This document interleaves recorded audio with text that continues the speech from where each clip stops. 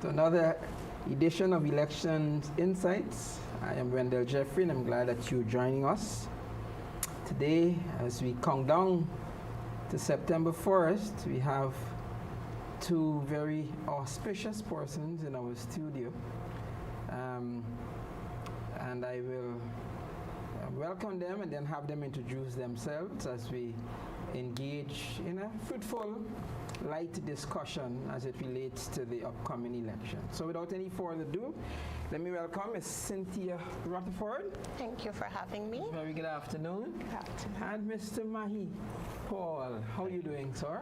I'm good, can't complain. All right. So you can relax. It's going to be a nice discussion. As always. As always, always. All right. So let me give you a moment for you to each tell the audience a little about yourself, something that you think they don't know about you. So I'm going to begin with Cynthia. Look in the camera, Cynthia, and tell the folks a little about yourself. Hello, everyone. Thank you for tuning in. My name is Cynthia Rutherford. I'm a young mother. By young, I mean youth still. And I'm a first-time national top-up candidate for the APNU. Yeah, but so the mother part was what they don't know about you? Perhaps. Okay. I know you're a little tense. You relax in a moment. And the veteran himself. Well, I don't know what is it that they don't know about me. Perhaps I'm a born Essequibian. That is what many may not know, but I'm from the countryside, born and bred in Region 2, a beautiful village called Lima on the Essequibo coast, and I attended C.V. Noon's primary school. Well, first it was Richmond Nursery School, Richmond Nursery first, Lima. From Lima to Richmond, we had to walk to school. So that is a memory that lives with me. C.V. Noon's primary, Anna Regina secondary, University of Guyana, and I'm in the political realm of things. Yes, sir. And I think I'm a public figure where a lot of people know me from being a member of parliament over the last 5 years, and I have been associated with the People's National Congress reform for over 17 years now. So I guess that is what they don't know, and now they know. All right. And very feisty too. Representing the party very well. So, okay. So you're here representing the APNU. All right. So Cynthia, have you ever been aligned with any other party? Why the APNU? Well, I have been aligned, yes. I first joined politics in 2011. I was still a teenager. And my choice then was the Alliance for Change. And I moved up the ranks of that party. I was at one point the youth leader, an executive member, and so forth. Right now, I have chosen to affiliate myself with the APNU solely because of Mr. Aubrey Norton. Well, I shouldn't say solely, but largely because I interned for him before he became leader of the PNCR, and his work ethic, his integrity, his intellect, I really admired those qualities. So when he became leader of the PNCR, I reconsidered my ideologies, which parties best aligned with what I believe for Guyana. So I made the switch and I joined the PNCR, and I've been there since. Beautiful. All right. And Ganesh, why the APNU? Well, I first entered national politics in 2008. I had a choice to make between the PPP and the PNC. I was actually approached by Gail Teixeira, Bibi Shadiq, and Odinga Lumumba at the University of Guyana to be a part of the PPP. And at that time, I felt like I was attracting powerhouses. So, I played a little pompous, and I said to them, I'll get back to them.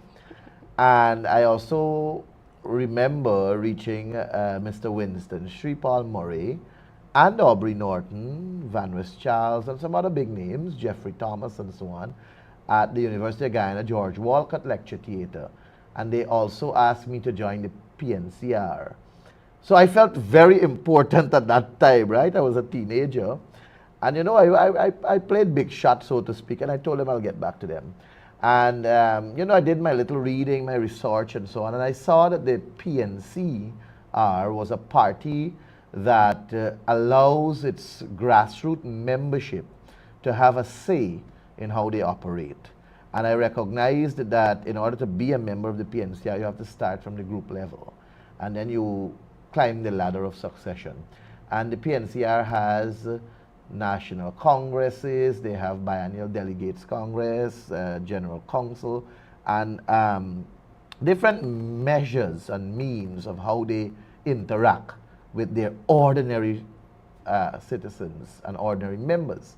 The PPP, on the other hand, they have a 35 member board that sits and make all their decisions, and I think that is, I think that's dictatorial. I think that does not give the wider membership a place to interact, and for that reason, I said to myself, you know what, the PNC is going to be better.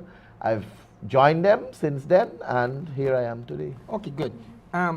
Now, having looked back, both of you, having looked back at your political choices, and then as we come into this, over the last 5 years or so, with the new found oil wealth and so on, and the uptick of the vibrations of the parties, have either of you ever thought of changing from your party of choice? Were you ever approached, and have you ever considered maybe in your case, Manny, joining the PPP, in your case, Cynthia, joining the PPP? Were you ever approached, and have you ever considered it? Let me begin with you, Cynthia.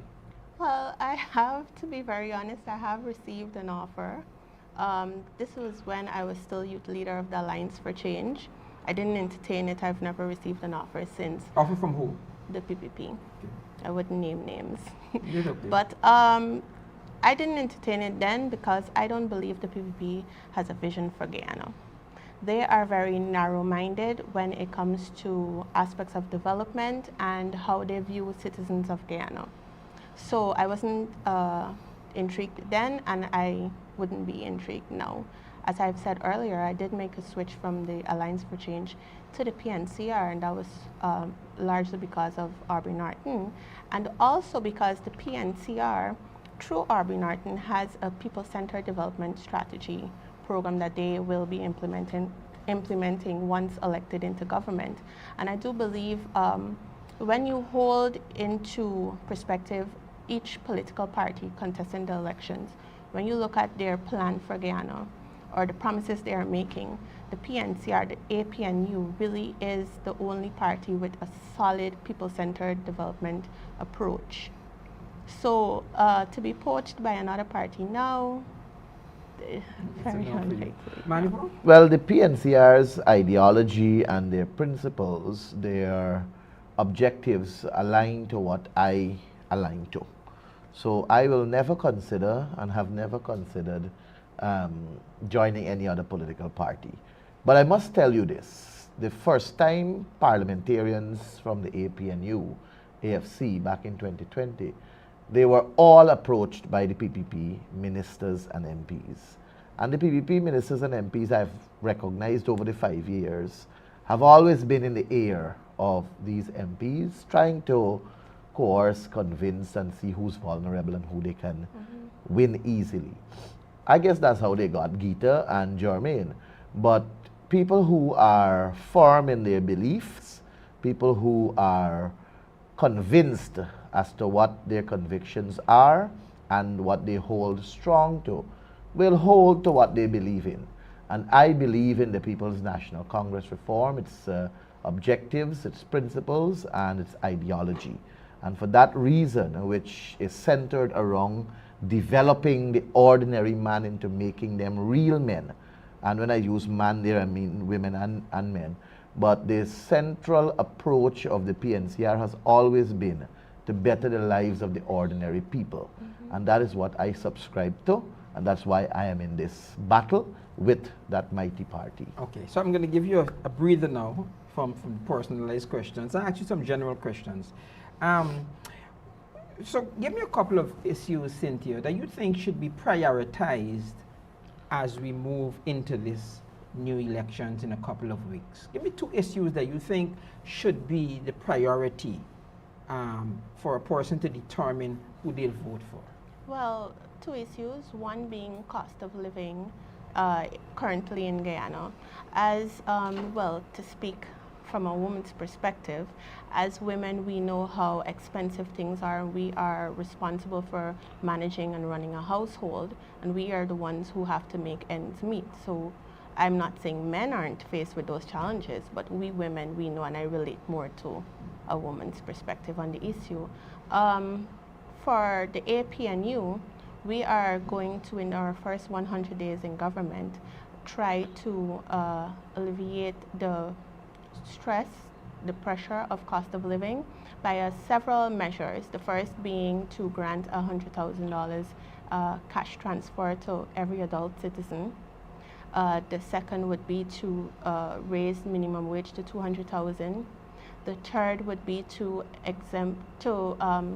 apply a subsidy for electricity for bills up to $10,000, and to subsidize water as well for bills up to $5,000.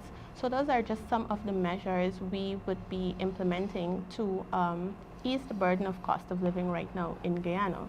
The second issue, which is of great concern, women opportunities and families in Guyana.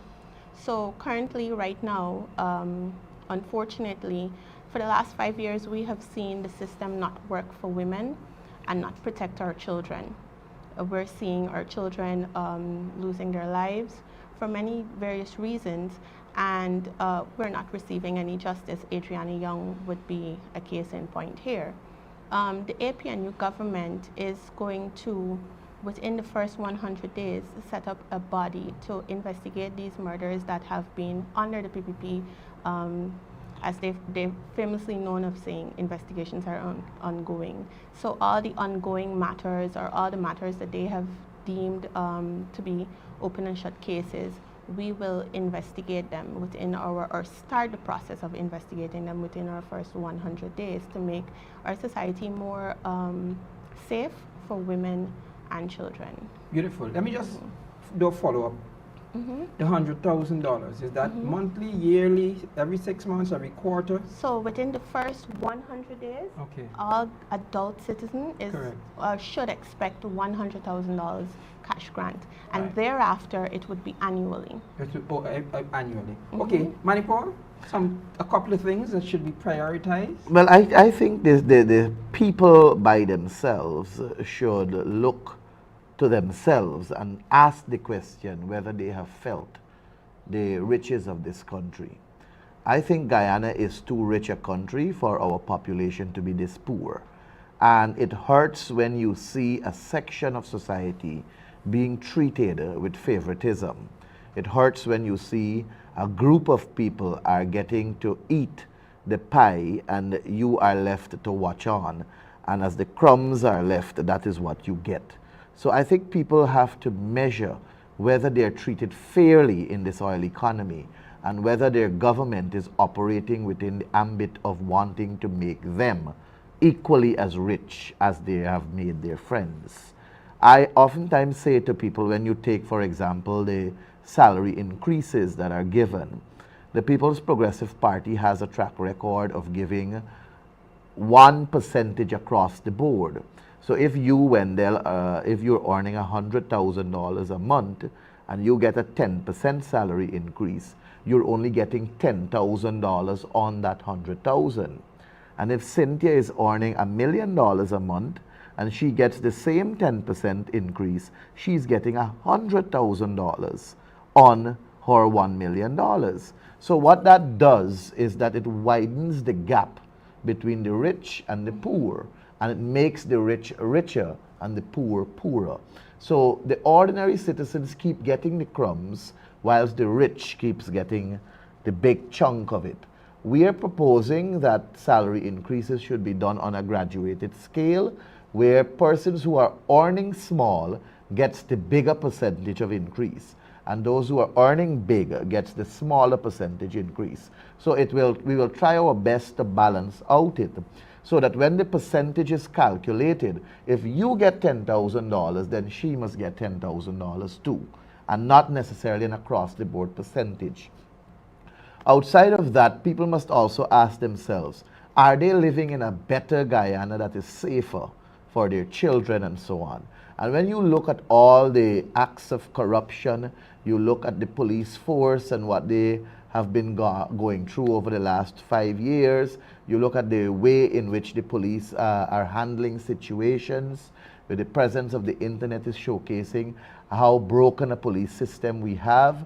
And we believe that it is very unfair to the police officers that they're so demoralized right now that there is no act to really bring them to serve with confidence. And I think that the first thing that ought to be done, which we subscribe to, and it's endorsed by the APNU, is the removal of Clifton Hicken. I think Clifton Hicken has been an embarrassment to the Guyana Police Force. We don't believe he's certified nor qualified to be at that position, and he has demonstrated his lack of control and command of the Guyana Police Force. And in so doing, he needs to relax now, and let's have a competent commissioner of police and restore service and protection, restore that motto to the force that has to serve us. Mind you, the Guyana Police Force has good men and women in uniform, but they just need to be, the confidence needs to be put in them so that they can be recognized for their service. Okay. Corruption is at a different level, Wendell, in this country. You know, I found it extremely funny when I heard Jagdeo and Irfan saying that they will introduce an anti-corruption unit in their next term in government. 5 years, so many acts and allegations of corruption, and you didn't see it fit to bring an anti-corruption agency. But for you to accept that you're going to put an anti-corruption agency in place now is confirmation that you have been corrupt in your last 5 years. And there's no trust in that kind of movement because the corruption enriched you, your friends, your family, and your favorites. All right. And that should not be trusted. Okay, good. So we're off to a good start. The PPP highlights what they have labeled as failures during the 2015-2020 government of the APNU. My question is twofold. Were there failures during those period of time, that period? And if there were failures, what will the new APNU government do to correct or avoid those failures? I'm going to begin with Mahipaul, because I know, and then I'll give you a chance to get your thoughts together. Okay, so let me start by saying, first of all, that the 2015 government began after 23 years of the People's Progressive Party in government. And majority of the information that the APNU AFC had in 2015 before assuming office was based on what was provided to them by the government. And we know that the Information Act was not utilized to its fullest, and we know that Charles Ramsey Sr. was not providing information to them. So several of the commitments that the APNU AFC made in 2015 before assuming office was premised on what they had at their disposal. Take, for example, the rice farmers were told that they can get a better price for their paddy because Venezuela was paying Guyana a substantial amount for their paddy. So the promise was made that you could get a better price for your paddy. When the APNU AFC took office in 2015, they recognized that the Petro-Caribe Fund, which Venezuela was putting money in, was empty because the PPP used that fund to build the Hope Light Canal. That was information that was not known before they took office. So it presented a difficulty. And there are several other cases. However, all governments make mistakes. And all governments have, one way or another, not fulfilled their entire manifesto promise. For us, experience is the best teacher. And we have gained experience during the 2015 to 2020 period. We were not in the ministerial position, nor were we in the authority at the cabinet level. However, there is a new caliber of leaders in the APNU that have served at one level or another during the 2015-2020 period, and they will use that experience to ensure that they don't fall into the same trap that the APNU AFC fell in 2015 to 2020. Again, the information technology era that we live in, it's easy now to get information than it was back then. So I have no fear in committing to the Guyanese people that what we have promised in our manifesto is something that we can move to fulfill, because we are well aware as to where our country is financially now as compared to what it was in 2015. Okay. You want to take a stab at it, Cynthia? Were You they know, failures? And if they were, how do you plan to avoid it? Ganesh spoke perfectly. Okay. No government is perfect. Okay. And during the period of 2015 to 2020, there were high expectations of the APNU AFC government. But the reality is that PPP had 23 years, as Ganesh would have said, to run rampant. Corruption was high, crime was high, we had so many issues. So going into government, of course, the manifesto would have reflected the plans they had for government at that period of time. But then when faced with the reality, you had to rearrange to suit what was happening at that time, the resources you had available to you. Like Ganesh said, experience is the best teacher. So what you have now is a leadership at the APNU level who are ready to take government and who don't just have a manifesto with plans, but who have consulted widely over a number of years, about 4 years, with citizens of Guyana across all 10 administrative regions. So the manifesto now reflects the needs of society better. And we know where we are as a country, so we know how to meet those needs. Also, what you have now at the level of our leadership is a commitment to make it happen. So these aren't just promises in the manifesto, they're commitments. So if we say we can give you $100,000 cash transfer annually, we know it is possible, and we know how we're going to make it possible, where we're going to get the revenue from, and all of that. So let me jump in back here, Wendell, and mention to you before you move on. In 2015, when the APNU took office too, they did not know that a sweeper cleaner in one of those secondary schools were receiving $17,000 as their salary per month. In 2015, that was a sweeper cleaner salary. Immediately when we recognized that, we said, no, we have to fix this. And sweeper cleaners in 2020 began to receive $70,000. So there was the movement from $17,000 for sweeper cleaners to $70,000. Minimum wage was $35,000. We moved that to $70,000. There was a one-off bonus, I don't know if you remember, $50,000 in December. Steep increase in salaries for the public service to as high as 77%. I say all of that to tell you, to build on Cynthia's point, that when we came into office in 2015, we saw the reality different from what it was when we were in opposition, because the PPP was so good at hiding information.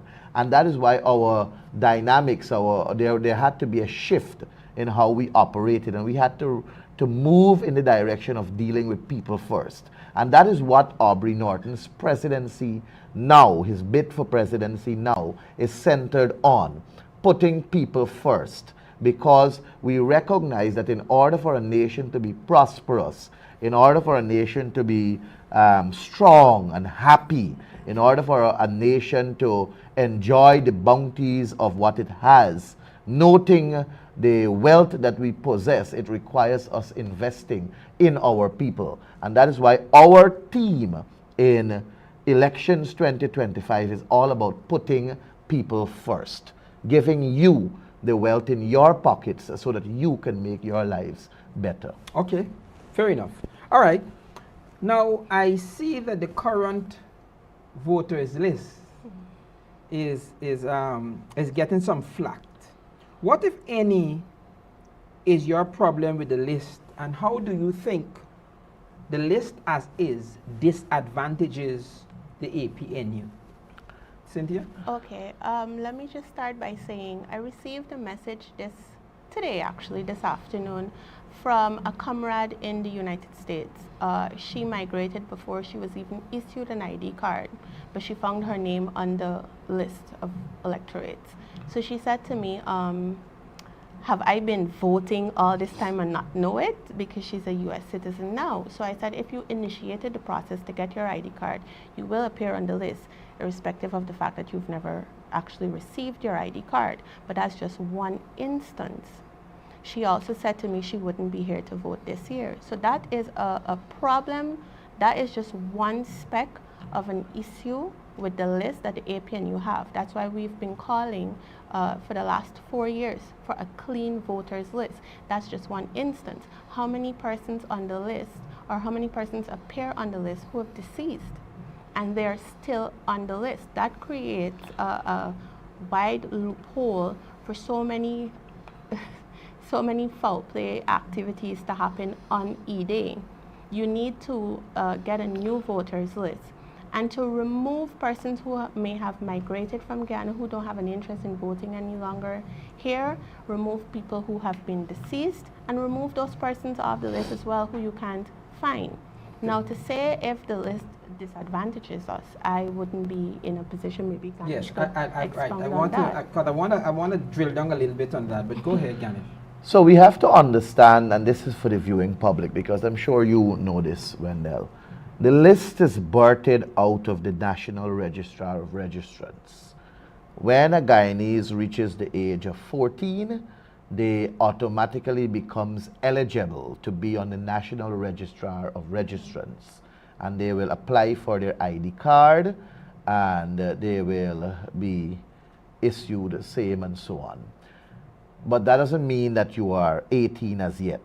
From that National Registrar of Registrants, that is where the 18 and older are extracted to form the official list of electors. But before we reach the official list of electors, there are preliminary lists that are created and then sent out to vet and so on. And they cannot remove people's name from the list unless they have credible evidence to support that that person's name should be removed. The issue we have is that several people whose names are on the list migrated to the United States or Canada or England or somewhere abroad and passed away. It's difficult to get their death certificate or evidence to show that they have passed away and present it to GCOM for removal. And when you present the evidence, it has to be their death certificate. And additionally, several people from the interior locations and so on, when they pass away, they would normally do their little ceremonies and so on according to their belief in the rural communities, and oftentimes they don't send for a registration of death, or they don't begin that process for registration of death. So their names end up staying on the list. The People's Progressive Party, in my view, began the process of rigging elections 2020 back in 2021, when they changed the requirement to acquire a birth certificate in this country. We had a system in place where if you, Wendell, will like to have a birth certificate because you don't have one, you will have to present evidence to show that you're a Guyanese. So you will have to present, for example, your school record, your immunization record, and various other records that you can have showing the school you attended, from what age to what age, your grades, whatever. And that now builds the case to show that you're Guyanese and you can be a late registrant for your birth certificate. The PPP removed that and has now empowered leaders in communities, Tushaus and other justice of the peace and commissioners of oaths to affidavits, that they can simply write a little letter and say that I certify that this person is a Guyanese. And that goes to the GRO, and a birth certificate is processed and issued. What that did was to cause several people to apply for a birth certificate. As long as you have that birth certificate, it then gives you the authority to go apply for an ID card. So they use the birth certificate, apply for the ID card, enters onto the National Registrar of Registrants and are extracted once they're 18 and above to be on the list. Okay, so the question is, right. how many of those people that you see on the list are really born Guyanese? Okay, so let me engage you on this here. So your concern is not necessarily migrants, from people from the diaspora. That is our concern But you did admit that you can't remove a migrant. That is why we were calling for a clean voters list. Meaning what? Meaning that the two parties in the National Assembly can amend the law.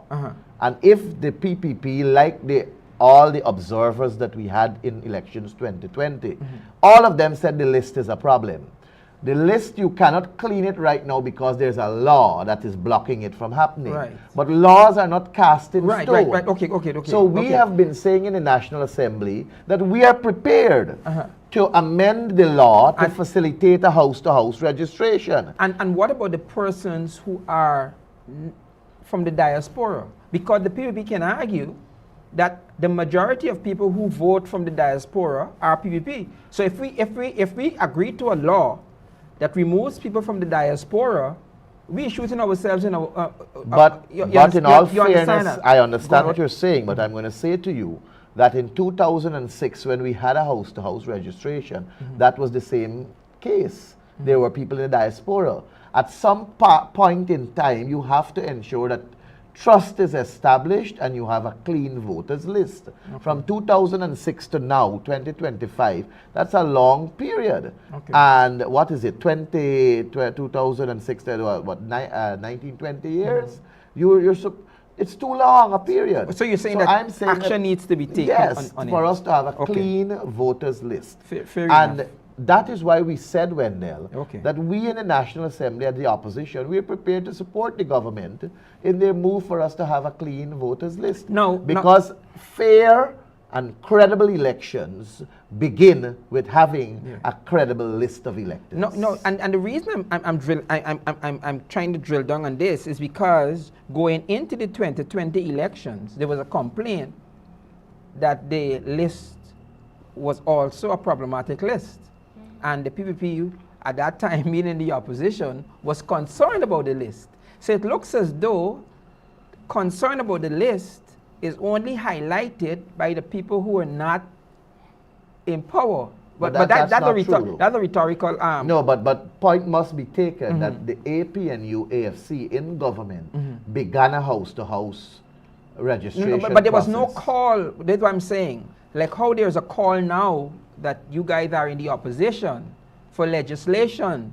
There was no call, because if there was a call while you were in power, you could have made the amendment. There was. The People's Progressive Party, Barrett Jagdeo, is on record saying that there's need for biometrics and a clean voters list. And where's the legislation? Who put forward that legislation? No, there was the movement into the direction of giving it. And then the matter was challenged in court.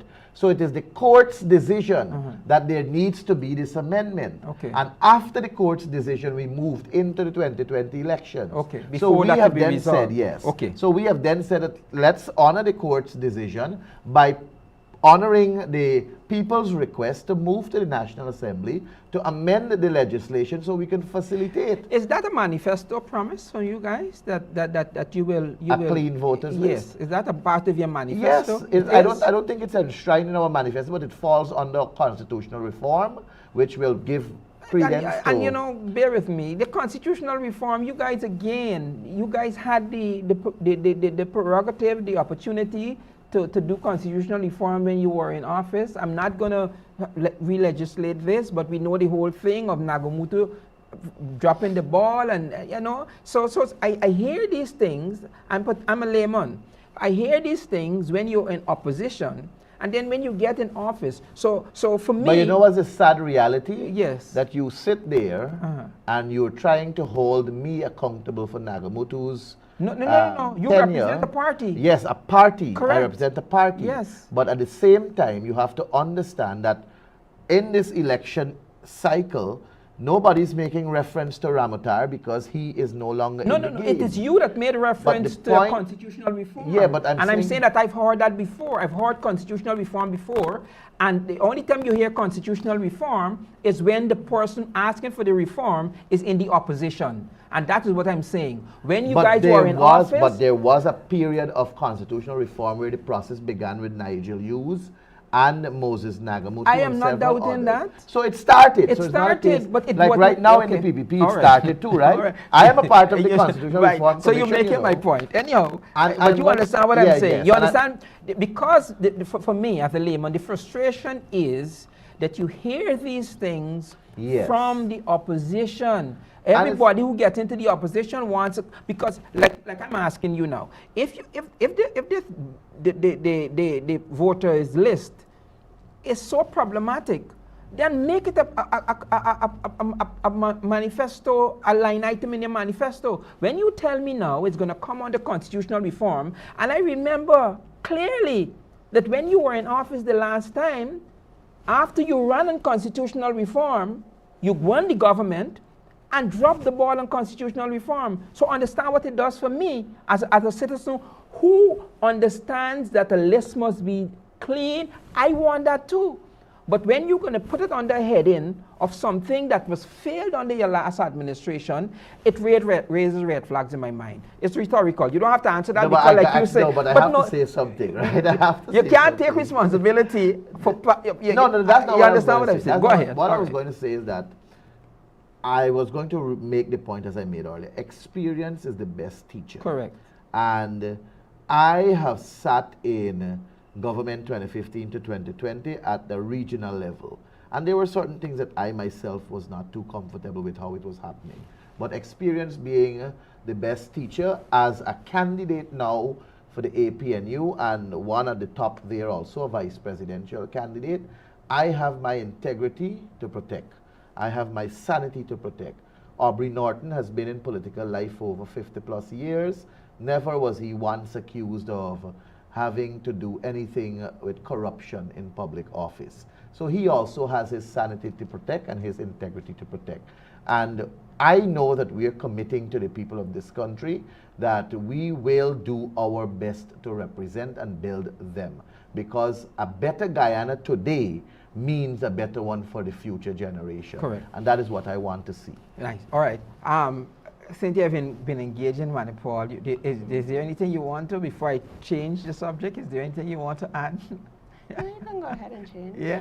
All right. What I want to talk about a little now is how do you plan, and I know there's a big question, right? How do you plan to address concerns related to economic development and economic empowerment in Guyana? You touched on it a little, but I just want to frame it so that you answer it specifically. So let me go with you, Cynthia.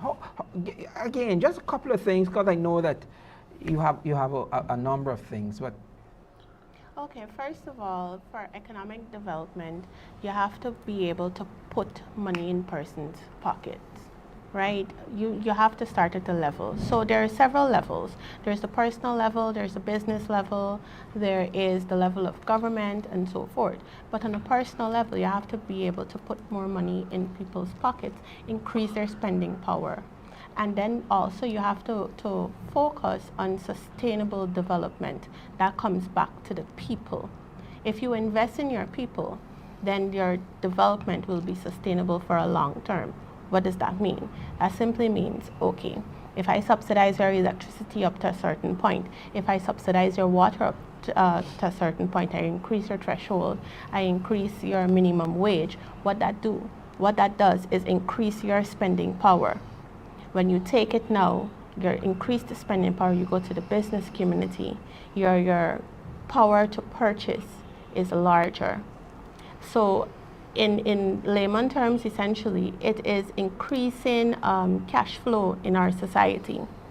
We're injecting finances to the people now inject finances to the business community. And further than that, as well, too, there's several plans by the APNU government to develop smaller micro businesses for one example, is increasing their equitable access to opportunities and for low interest loans. so they can Right. expand and so Manifesto. forth. So Cynthia dealt with the individual level there. I'm going to touch now on the bigger picture, which speaks to having a level playing field. We need to have a secure system and structure in place where investors can feel confident and they don't have to pass a bribe here and pass a bribe there to secure their benefits in this country, to invest in it. We don't want a situation like what we had with Jagdeo and Sue, where you go into the living room and you try to make a deal here or make a deal there, and then you heard the interview from Vice News where this country, once you know the VP, you are actually secure. We don't want that at all. So how do we plan to address that? When it comes to providing a level playing field, we want to include the opposition in governance. So we are proposing that on all state boards and all commissions, the opposition has a presence. As government, we will be having our policies, programs, and projects.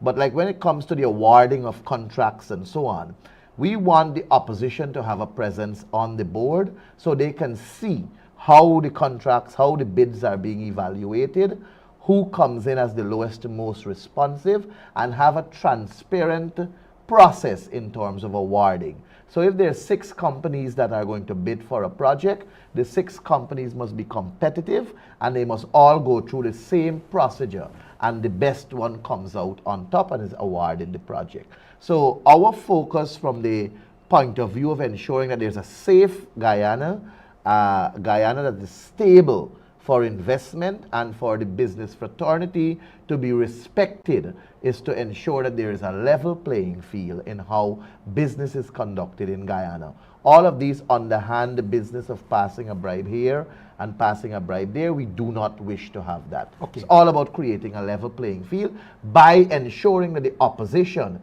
watches the government. And the only way you can have the opposition watching the government is if the opposition has an eye on the ball. Okay. Now, I'll come back to Cynthia's. I understand your point. I just want to drill down a little on Cynthia's submission. Do you guys have access to an economist who is guiding these financial suggestions and promises you're making? Before you answer that, let me tell you why. How do you account for inflation? Because when you speak of increasing the monies that come into the individual's pocket. A few weeks ago, sitting in one of those chairs was Dr. Campbell, who used to own Church's Chicken. And he said on live television that as a businessman, he waited for increases to be added to public service employees to raise the price on his chicken. He said that in an interview. How do you deal with that reality, that there is a company, that there is a stallholder in the market who is waiting for you to give that $100,000 to send a pumpkin from $500 a cut to $800 a cut? How do you deal with inflation? Who is guiding your policies as you make these promises? Are you just pulling numbers because you want to promise more than PPP or more than win? Who is guiding it? Can you speak to that? So let me say this to you. The fact that the People's Progressive Party can move to make a promise of, I think they said $100,000 cash grant and $100,000 transportation cost. And I think for old age pension, they said $60,000 with a $50,000 voucher for transportation costs. By the way, I must tell you, when I heard the transportation cost thing, I began to worry if we may see a sheriff transportation service now. Because we have sheriff hospital, sheriff mortuary, sheriff meat center, sheriff security, sheriff everything. Probably we'll get a sheriff transportation sector. The point I'm making is that is about friends, families, and favorites. when you say you're going to give a transportation voucher, you have your specific people that you're looking to come bring in big buses and so on to do transportation. I'm coming to your question. Yeah, I'm coming to your question now.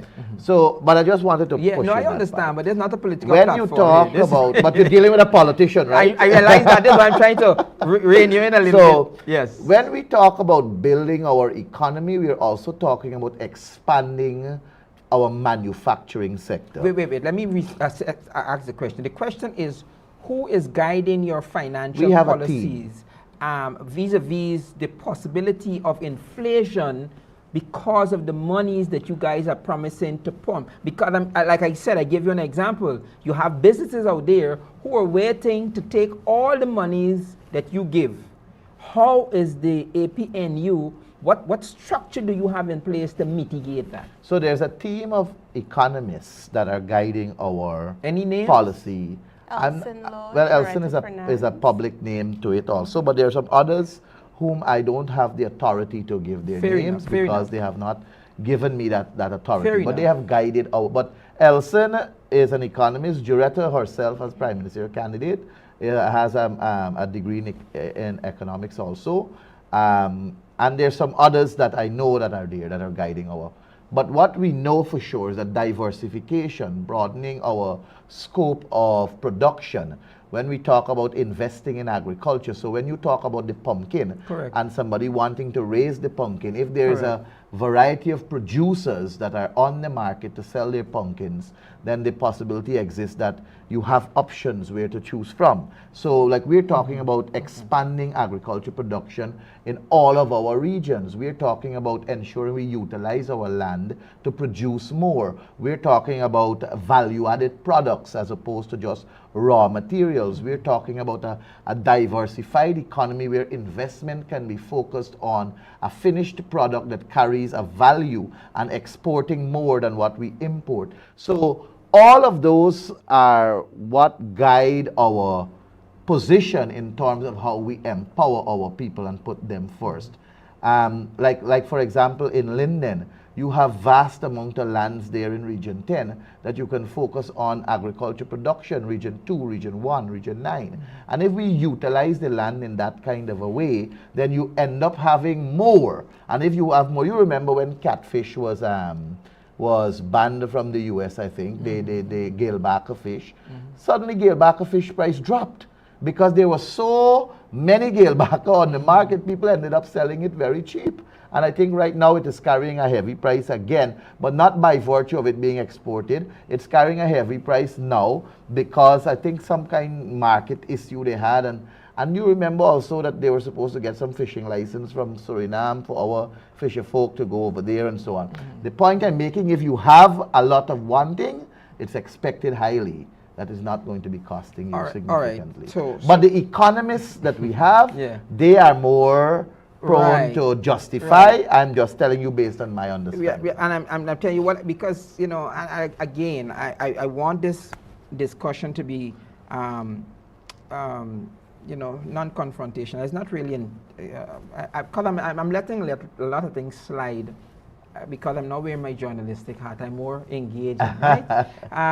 Because, like when I asked Nigel Hughes, for instance, once your friend Cynthia, when I asked Nigel Hughes the same question, he understood it and seems to have been prepared for a question like that. So what he said is that in APNU, in a AFC government, the government will purchase these things from the farmers in order to get it back into the public realm at a discount price.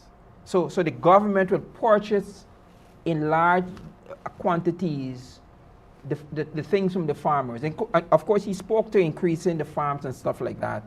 But his suggested solution would be for the government to purchase these things, and then the government sells it back. So rather than you buying a piece of pumpkin for $5, you go to a government entity, or the government is disseminating it or getting it back there where you can get it at a cheaper price. I hope I'm not butchering what he said, but that's something, and in my layman's head, it sounds doable because that is something that, with a guy named in New York, the guy who was just elected there to be the mayor of New York, he's promising something like that, where he's saying if the government owns supermarkets, then the government can control the price, and people will have options now as to go to the government to buy something that is cheaper, rather than, and that will cost. But anyhow, I'm just concerned about the market and everybody just shooting up all the prices to match whatever little money you guys are giving us, right? You want to say something? You're saying that Nigel was prepared for the question, but the answer he gave, you have to ask yourself, how sustainable is that for the government to be micromanaging? I asked him that. Good. And I asked him that because, again, that question came to mind. But even as Mahipaul said just now, and now you put Mahipaul in trouble, because Mahipaul is saying that they're going to now use agricultural land, and he called Linden. And I'm saying, people are not getting into agriculture these days, except you can get, you call any meeting of agriculturalists now, people, not agriculture, people, farmers, call any meeting of farmers, and your average age is 60. People are not getting into farming. So when a government comes now and says, okay, we're going to use more land for farming, how are you going to... No, but you got to make it attractive. Right. You see, it's all about making it what I'm attractive. saying to you, as a government, I understand what you're saying. It's just that these questions float around. So just Nigel will be able to drill down on how he will sustain that, just like you would be able to drill down on how you will make it possible for agriculture. Right? Okay, so let me ask you a question that I know you're going to take offense to, but I have it here to ask you. I don't know what it is, by the way. I have it here to ask. Every government that is in office is accused of corruption. You would know that when the PPP came back in office after the 5 years of the last administration, there was accusations of corruption. Now the PPP is in again, there's accusation of corruption. Is there ever a government that cannot be accused of corruption? That is why. Let me go. It's rude to interrupt the lady, but I'm very passionate about corruption. Yes. I want to see a government of transparency, accountability, and good governance. And I know, having been in the political realm for so many years, that I see it on both sides being accusing each other. And that's why I said to you earlier that involving the opposition is what is important in good governance. Once there's a space for the opposition to play a meaningful role, that is one way of guaranteeing good governance. And my side is championing the inclusion of the opposition. The government is sitting in government with 51% of the votes. 49% of the votes they have ostracized. There's no member of the opposition on any state board other than the ones that are catered for in law. But if you have Guy Oil with the board, right now there's severe corruption accusations there at Guy Oil. You have Lands and Survey Commission. There is no commission in place for the past 5 years. Lands are only being distributed by Irfan Ali and a guy named Muniz, who is the CEO of Guyana Lands and Survey Commission. The Teaching Service Commission, no opposition representation. The Public Service Commission, no opposition representation. Several other boards, NCN has a board. Name the other places you know with boards, no opposition representation. I am saying that in order for us as a country to move forward, we require strong systems and strong structures.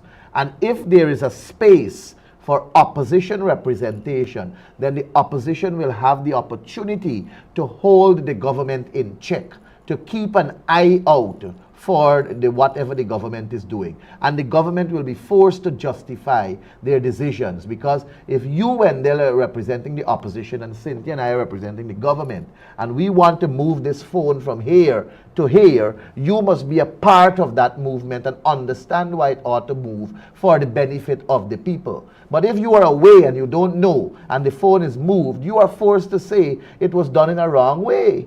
Okay. Give you a space, give the opposition a space. You're not getting the space to block development. You're not getting the space to control or dominate or block or try to obstruct. You're getting the space to have an eye. You're getting the space to hold us accountable. You're getting the space so that you can report back to the population what is it that you see, and you will be able to know whether it's corruption or not. All right. That is my way of how I intend to fight for a better Guyana. Good. So we come to the top of the hour. So let me ask you personally to make me a promise. And Cynthia, I'm asking you too. Because President Granger ran on involving the opposition. When I asked Mr. Jordan a couple of months ago, sitting across where you're sitting, why there was no inclusion of the opposition in the administration of the Granger administration, Mr. Jordan told me that they made overtures and that Mr. Jagdeo told his people to not accept any position. And so I said to Mr. Jordan, where is the news conference? Where is the press conference that you guys called and said, ladies and gentlemen, we promise that we will do some kind of inclusion governance. And we have made overtures to the opposition, and the opposition leader, Mr. Bar Jagdeo, told them not. There was no, when he told me that, I'm halfway intelligent, and I'm halfway informed. And when Mr. Jordan, Winston Jordan, the former finance minister, told me that, it was news to me. So here's what I'm asking you. Should you win the government, and you ask opposition persons to sit on those boards like you just so eloquently enunciated, will you call a press conference and name and shame and say, look, we are asking and they're refusing? Because I accused the last Granger administration government for failing me, because I believed when they said that they were going to include opposition persons in their administration, it was music to my ear, only for them to come in and not a single person was serving in there. You understand what I'm saying? Yeah. So here I'm hearing the same thing again. You see why I'm weary? And you see why I'm asking you to make sure that you don't only speak to it while you're in the opposition, but that you enact it. And if you get any opposition to it, should you become the government, that you come out publicly and tell the citizenry, we promise this, and these are the obstacles we're having to it. Let me say this to you first of all. Maybe it slipped Winston Jordan. When we were in government 2015 to 2020 on the Teaching Service Commission, I'm just going to name one for time's sake. The Teaching Service Commission had 4 APNU AFC nominees and 3 PPP nominees. I want to make that very clear. There were positions that they occupied upon invitation. The overtures that were made and which they refused to were in other areas I'm talking the governmental level, the cabinet level. Yes, in other part of participation. But let me say this to you.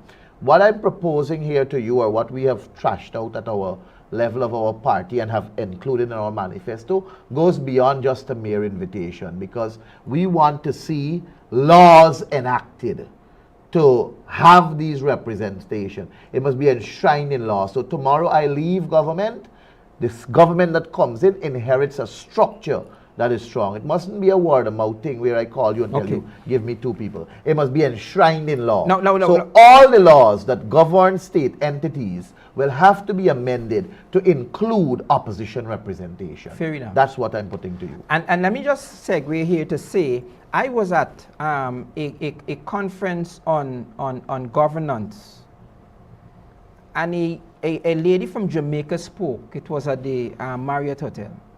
And there is a law in the Jamaican Constitution that boards, elections do not affect the structure of the board. So that, like what happens in Guyana now, where every time there's a change in I have to take that phone away from you. Government, I like that. Just like how there, like when in Guyana, when a government changed, boards are dissolved.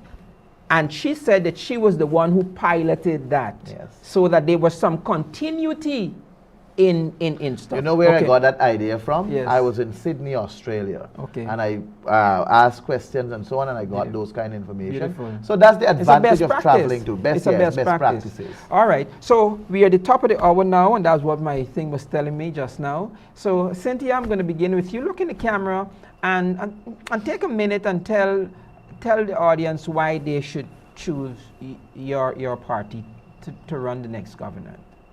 Well, the APNU is the best choice. We're being led by a man of integrity, a man of intellect, Aubrey Compton Norton. Joetta Fernand is also blameless, and she is intelligent. Not many other parties can say they have a presidential candidate and a prime ministerial candidate who fits those shoes. More than that, if you look at the list of candidates, there are a healthy representation of women, youth, men, ethnicity, and we also have persons from every single administrative region on our list. Apart from that, our policies and our plans for Ghana are sound. People are the center of our development strategy. You and I matter. This is not a situation where we need to make infrastructure a priority. We're not window dressing. We're not making Guyana look good and the people are poor. We want to make the people equally equal to each other and have equitable access to opportunities. We want to invest in people so that the development is sustainable. We're investing in health, education, the public sector. You name it, we have a plan for it. Thank and you that's so why much. you should vote for us. Thank you so much. Annie? Well, we're a lean, clean, and green team. And we're all about you, putting people first. And we have a manifesto that is out there that is very people-centered, and it is focused on enriching you. We want to see a country where the ordinary is lifted from the nightmare that they happen to find themselves in. And my appeal to you, simple, is to ensure you put yourself first. Don't hope for a better Guyana. Go and vote for a better Guyana. Beautiful. Thank you. Thank you so much. Thank you, Cynthia. Thank you for having And me. thank you, Thank you. Mahipaul. I want to thank you very much for viewing Elections Insights. Remember that this program is open to any political party. You come, you sit, and we have a discussion, and you seek to convince the voters why they should choose you. Until next edition, thank you so much for joining us. God bless you. Bye-bye.